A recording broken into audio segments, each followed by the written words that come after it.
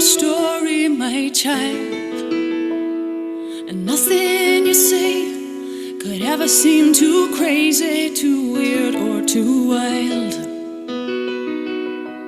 'Cause the nectar of this world is sweet, still it hardly compares to the champagne of love that is found in an infinite world. Sweet soul music, you gotta breathe into it. You're not leaving now,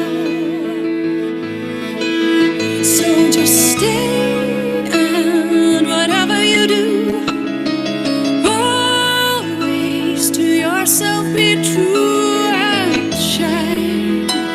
Just shine with your indigo light.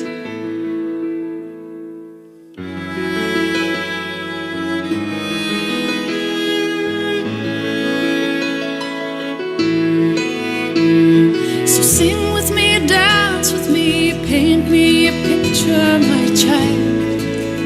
Then just use all the colors of life to show me the shape of your heart and your mind. Don't let the darkened ones lure you away from the love. Just stand in the violet flame, let it pour down from above, and listen to that sweet soul music. You gotta breathe into it. You're not leaving now. You gotta stay, and whatever you do, always to yourself be true and shine. Yes, shine with your indigo light. Yes, shine, shine, shine, shine with your indigo light.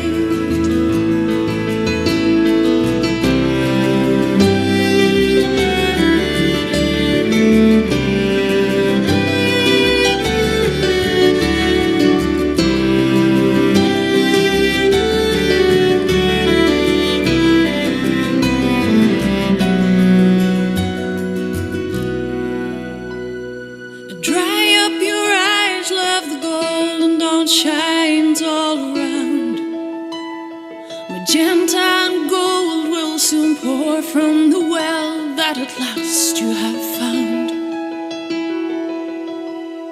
You're so young and beautiful, vibrant in all that you do. So just drink in your indigo rays and your indigo blue, and listen for that sweet soul music. Just breathe into it. You're not leaving now. So just stay, and whatever you do, always to yourself be true and shine. Just shine with your indigo light. All you gotta do is shine. Just shine with your indigo light.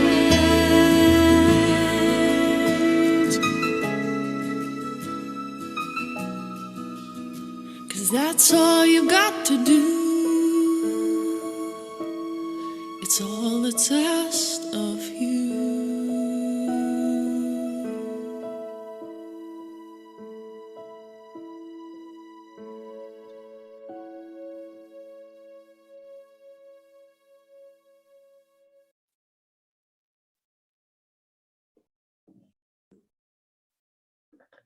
Good morning. Welcome, Sister Ashika. How are you? I'm good. Rishabhan, how are you doing today? Good. Enjoying the cold weather of Durban today. Nice rainy weather. Yes. No, it just feels like for gardening and for all our seedlings, everything is just so alive. In fact, it's a good way of seeing how, because the kind of rain we're experiencing at the moment is very gentle raindrops, so it's not a harshness. And as the rain just sort of seeps into the earth, it gives each plant an opportunity to really drink in and absorb. Mm. And, one element within the spiritual being or the self as a soul is that whole idea of the intellect, which is sometimes like a sponge. And if you pour things harshly through, it could become a sieve and it'll just all drain in. But if you kind of let it seep, then every aspect of that sponge can actually like fill up with the water. And I like that idea that, even when we come to studying and knowledge, it's to take it in little bits and pieces. And so for me, I was thinking that, especially when we see the way the world is, and, we think we've got so much of information, it's really an overdose in terms of it. And why is it that with all that information, our world hasn't quite, why aren't we using it? And so it's like when there's too much, it just flows through, it doesn't get absorbed. And so one thing that I'm appreciating on the journey of spirituality is that it's really shifting consciousness with the knowledge, and then allowing that consciousness, because consciousness doesn't come in like heaps and bounds, it's like little things. And so let those little things then become constant, you apply the same awareness and consciousness, and slowly it becomes absorbed. And that's when we can act from a very powerful stage of wisdom. Then we can know what to do at the right time without actually hesitation, confusion. In fact, you don't even feel like you need to consult, because you're so in tune to that inner state of being that you just know that that's the right thing. Yeah, so those are some of the thoughts coming through this morning. So a couple of very powerful visions created based on what you were just sharing was that when things come down in a pouring, you're potentially going to get erosion and a wash away and then we feel it's too much to handle. It's something that is done gently, and it brings back into when one is being educated. It's a daily practice, and bit by bit, it's like gentle rains every time that allows one to absorb slowly, assimilate, and then obviously grow with that, and then take it in. It's also like the power within the self is the ability to absorb things in bits, rather than trying to be able to get everything together. And I think it really brings into focus for us as on this journey, that the importance of daily practices, as opposed to trying to think, okay, I'll wait for the weekend and then I'll jam everything in at one point in time. It's not, if it's 8 hours over a week, that I'll find 8 hours in one point and work from it. And that becomes a flood. And really to emphasize why certain practices and tools that are used are based on in bite-sized pieces. And then this other visual that's coming through is that as we grow and we go beyond and we allow ourselves to assimilate, and you were talking about the intellect and relating it back to wisdom, and you shared that this inner wisdom we have so that we can make and take a decision.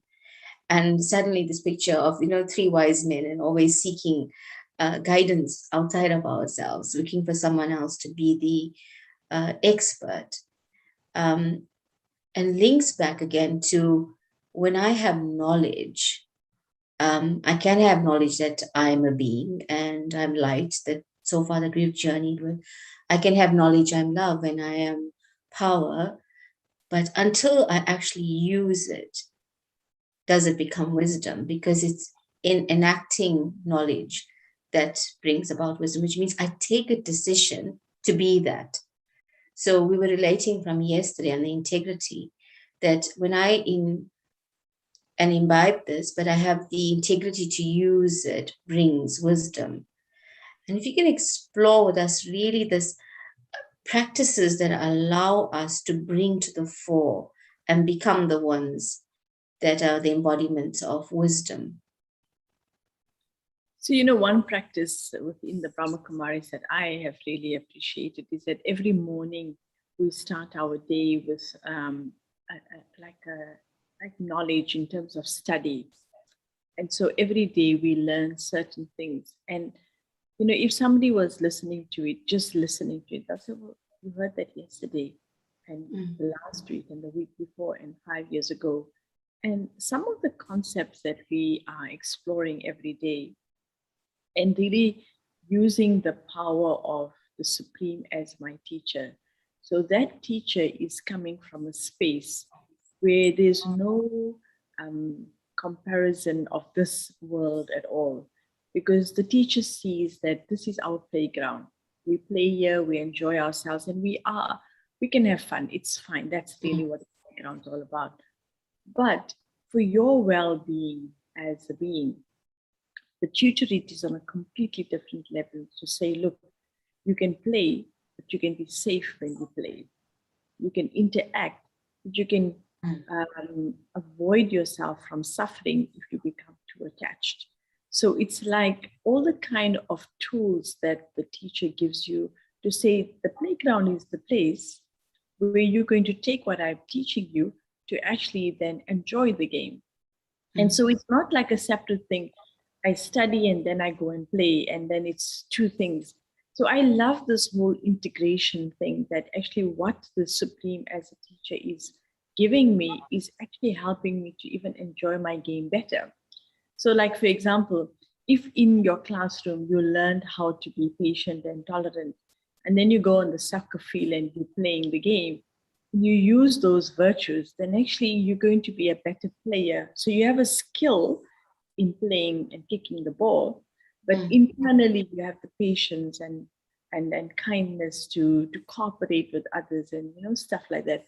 So I just think that that's the first thing, to be able to respect who's teaching us and what is actually the study all about. It's not the gross stuff, it's the shift in consciousness that is required.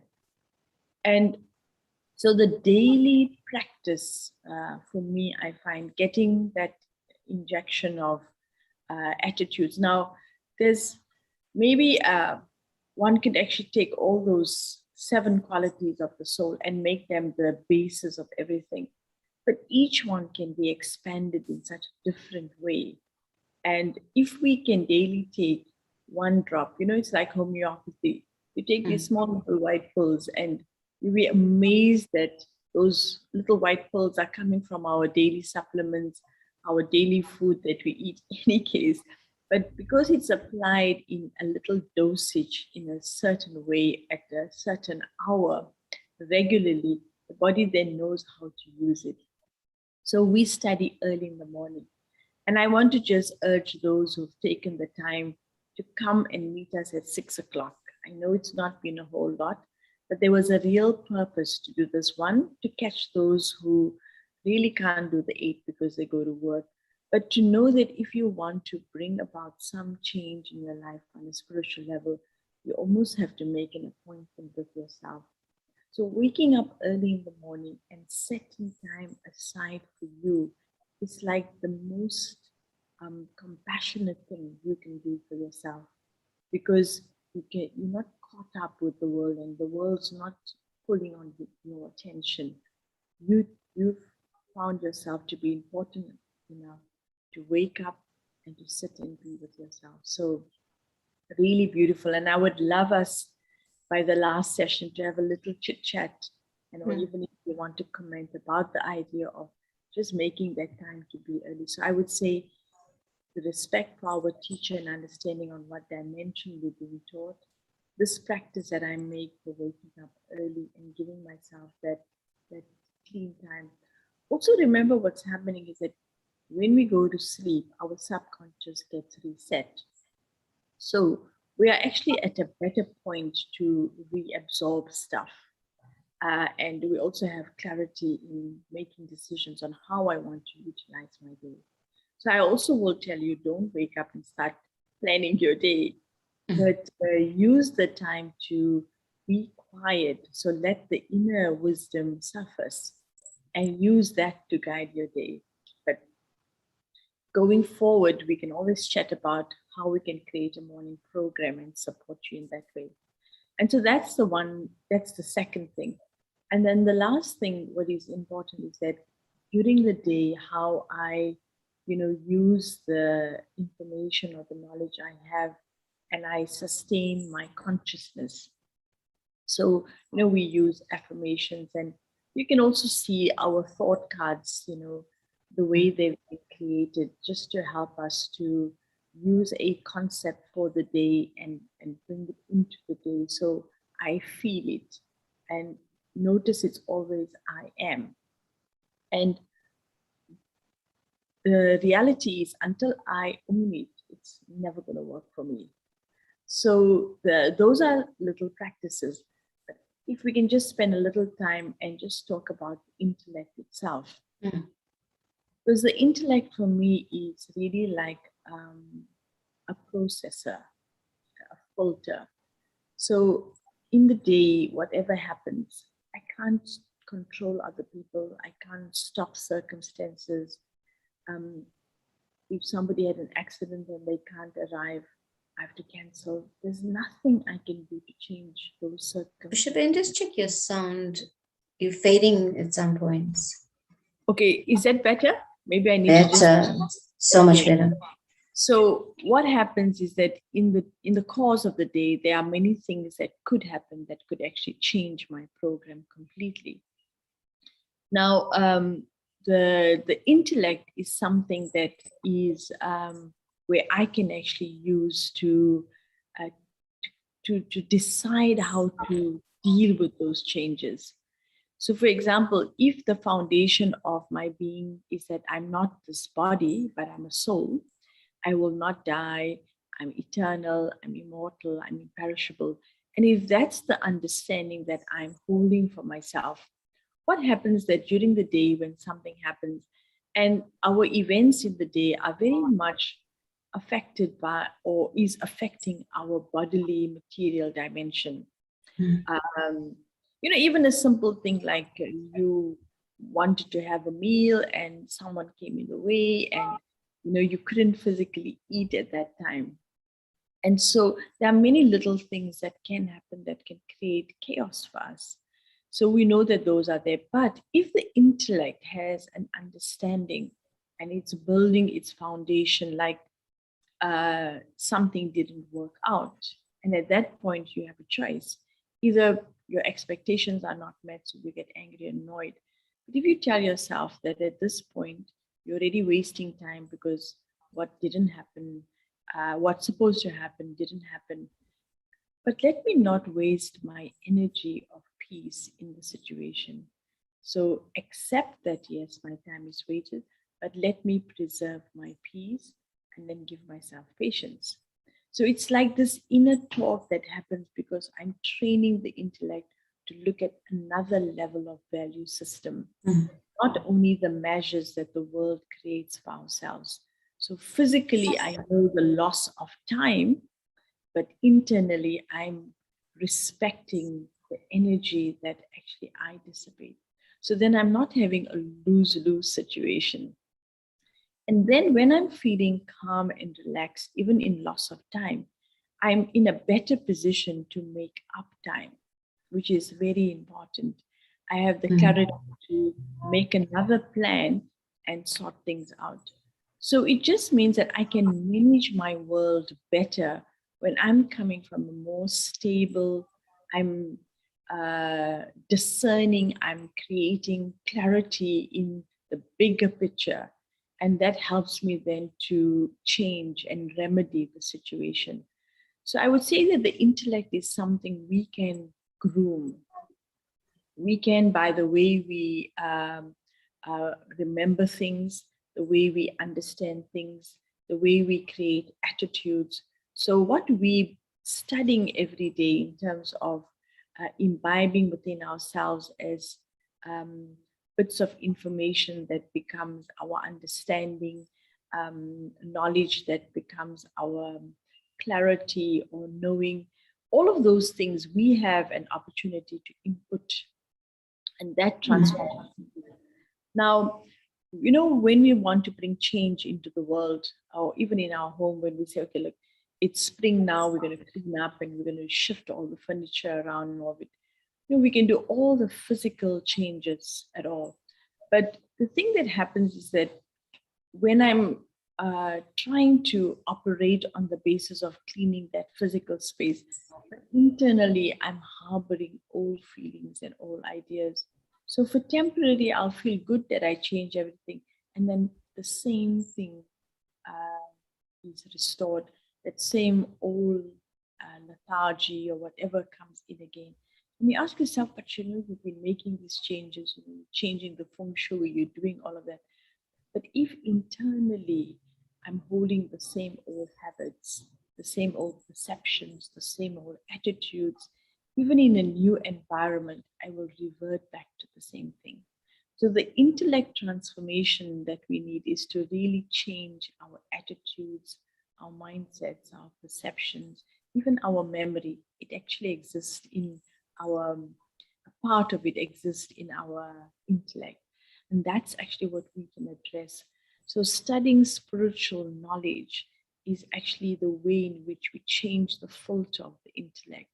And then how we deal with situations can be completely different. Wow. So I'm just holding this thought still with the decisions that you're sharing and the ability to change, transform ourselves. And if there is an opportunity to make a massive, not just a change, but a transformation, then what I'm hearing you say is that it's constant practice and this inner thought process that is changing, where I'm actually holding a space within myself and working from the truth means that there's some fact that I have, and then I'm using that to be able to make a decision. Just to take it into real space of, decision making today is such a big area where people are reliant. And then when a decision goes wrong, or a decision is made and the end result is not quite right, there's a lot of blame that's associated with it. And it's made people very fearful of actually stepping out and taking those decisions, sort of providing guidance and a way forward.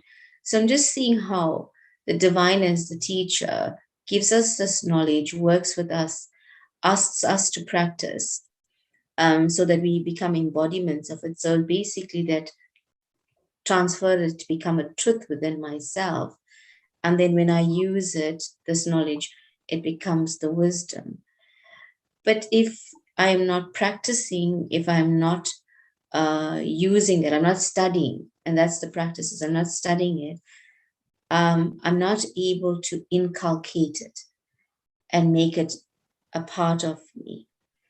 And I think I just want to be able to, you brought up the thought cards that are coming through and all the affirmations that we see going through. Part of what you were talking about, the study that we have in the morning, I really like the fact that we have an action point, sort of homework for the self. And when one does this, and we use this word before, churning, when one thinks about something, for me, that sounds as if that's what gives us the ability to transform my previous thinking or my previous way of decision making. And if you can maybe just share with us and expand a little, or bring into the fore how this churning happens that allows the self to transform, and it allows us to make decisions that come from a place of truth. So, with anything that we have, somebody can say to you, well, it's good for you to drink water. So that's a wonderful idea. We all know it's a good thing. But how do I drink the water? When do I drink the water? So even if you just ask yourself like about 5 questions, why, what, how, on that one aspect. So one thing I learned is that drinking water is great, but you have to sip it. So it's how to drink it. When to drink it. Eat your water and swallow your food. Drink your food. Yeah, drink your food and chew your water and drink your food. Yeah, and drink your food. And so it's such a beautiful thing to realize that with everything, now I have the understanding that whenever that glass hits my lips, somehow I just remember, because it made so much sense. It's sip your water. Everything sips, Even if you want to drink 3 glasses, great, but sip it. So I feel almost like, because I understood it by asking the questions why, what, how, that resonates with the intellect, because understanding, once it becomes part of you, no one will have to ever remind you. And so then it already becomes a practice. So you, in a way, by asking questions of life itself, like, people will ask, well, why do you wake up early in the morning? You can learn the same stuff whenever. But the clarity that you have in the morning, and it's also that we are at this point like an empty slate. So I'm choosing what to imprint on my slate before the world will have a chance to use their colors to paint all over me. And so it's such a lovely thing that when I can have these concepts clarified and I understand them by asking the right questions, then that is actually where I can easily own it, and then it will become part of my life. They say about our education system, if you start someone in grade 0 and you ask them a question, 20 hands go up. Take the same lot 20 years later, ask them a question, and no one will pick up on it. And so what's happening is that everybody takes everything for granted, but the whole idea of exploring and inquiring. So churning is about taking the same thing and tossing it this way and that way, trying to prick it here, trying to absorb, soak it in water, trying to throw it in the air, and then see what happens to it. And then you get the full usability of it, of that information, that point of knowledge. And then that point of knowledge will then be something you will own, in a sense. You'll decorate yourself with it because it becomes part of your personality. So again, it's not about just wanting to remember all these bits of information, but actually let it become a useful tool. So you can ask all the questions you need to. Let's just take a quick example of churning butter. All they do is that when, especially in those early days, you just always when you boil the milk, you draw the cream and then they put it in a little churner, which is just basically like a modern mixing machine that just goes round and round. And the only thing they add to it is a little bit of water. And eventually the cream, if it's beaten enough, will become butter. And so when you think about it, you can take something like thin and anyway, cream is nice, but you can actually turn it into butter, which becomes something that is more powerful and substantial. And so in our life, when we have made knowledge into the butter of our lives, it then allows us to use it and spread it as we need it, and it has multiple benefit. So it also then becomes something that is a toolkit in my own life, which then I can use. And we know that that churning gives me the authority then when, because you spoke about transformation and the fear of change, because when we make that decision, but when I know the ins and outs because I've churned it, then there's no fear. Because I'm coming from a space of knowing. And that will definitely mean I've put light on the subject by exploring it in all dimensions. I go with the confidence. And then change is just going to be following me like a shadow. Okay, well, Shanti, we'll start to let's explore it a little further now. So just straightening your back, and if you are leaning towards your computer, just making yourself very present and observing your breath. Step inside.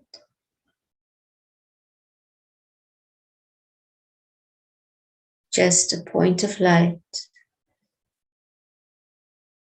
tiny and sparkling, the very essence and the truth of my being.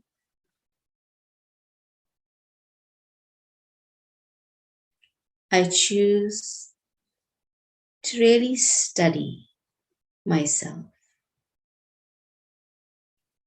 asking all the relevant questions. I see once again, I am relearning all of my own capabilities and abilities to be the one who has the knowledge, the intelligence, which transforms into the wisdom as I enact out my truth every moment.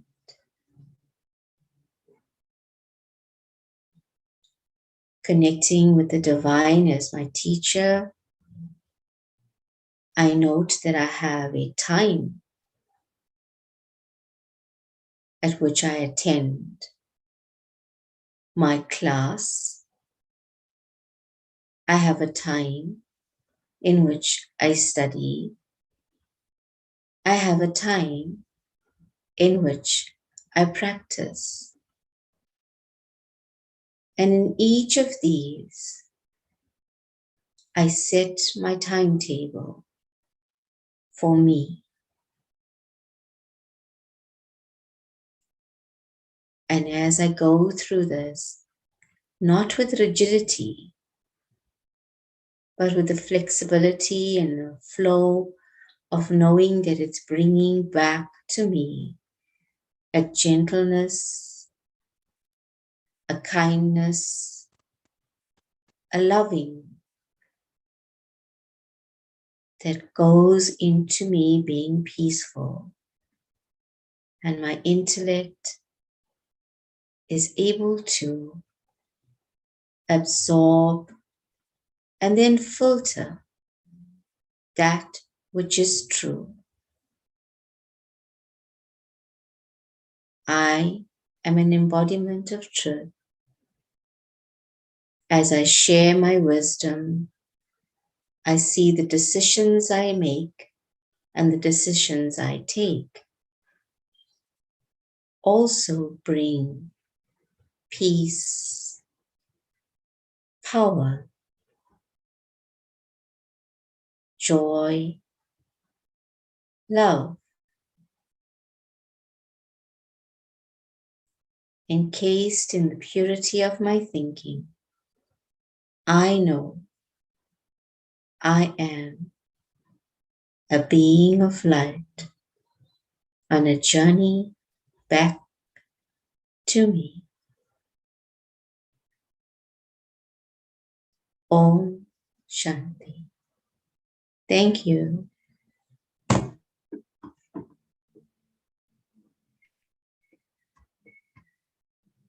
Truth leads to wisdom. Today I make a decision to deeply explore and study my true form, the being of living light housed in the costume of my physical body. As this knowing emerges, it leads me to a wisdom that removes my false beliefs, lets me see, sets me free from fear, liberates me from self-deception. So today, let us use our intellect, that powerful decision maker, to choose to work from my inner space, that living being that I am, and free ourselves completely and enjoy feeling light and easy. And as we connect with the color indigo today, let us also pause and appreciate the light I am. Om Shanti. Have a beautiful day. See you tomorrow.